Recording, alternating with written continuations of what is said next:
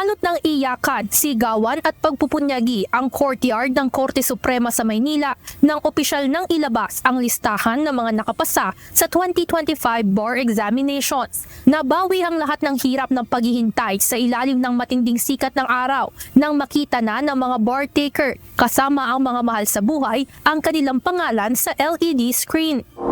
Ayon sa kanila, iniaalay nila ang tagumpay na ito sa Diyos, sa pamilya at sa bayan. Katulad na lang ni Ian Billones na nakadalawang take ng bar bago nakapasa at isang government employee na bumiyahe pa mula Iloilo upang personal na saksihan ng pagkakataong ito.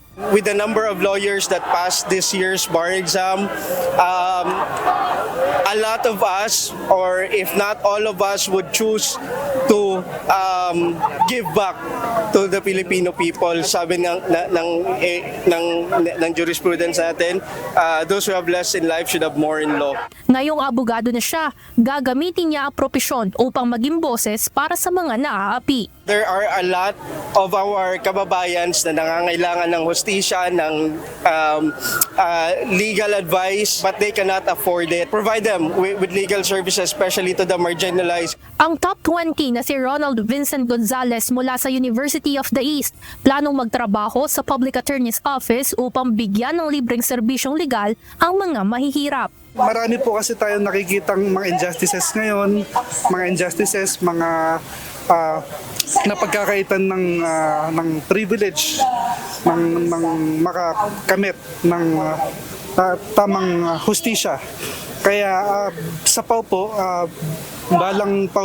bilang PAW lawyer, nais ko pong kahit paano makatulong sa mga underprivileged, sa mga mahihirap. Ang top 17 na si Randall Pabellane mula Arellano University naniniwalang susi ang pagkakaroon ng mas maraming abogado upang maabot ang mga nasa marginalized sector.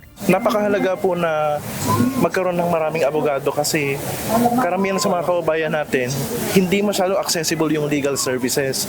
So mas mabuti na magkaroon ng mas marami pang mga lawyer na quality para yung mga kababayan natin pag kailangan nila ng legal services may malalapitan sila. Samantala, nagbigay pugay rin ang mga bumubuo ng 2025 bar examinations sa lahat ng bar takers, pumasaman o hindi, bilang pagkilala sa kanilang tapang, tiyaga at matibay na paninindigan sa pagharap sa hamon ng bar, na kinikilala bilang isang mahalagang hakbang sa paglalakbay tungo sa pagiging bagong henerasyon ng mga abogado ng bansa. Evan Alvarez, UNTV News and Rescue. Diyos ang aming sandigan, serbisyo publiko ang aming pinakahalagahan.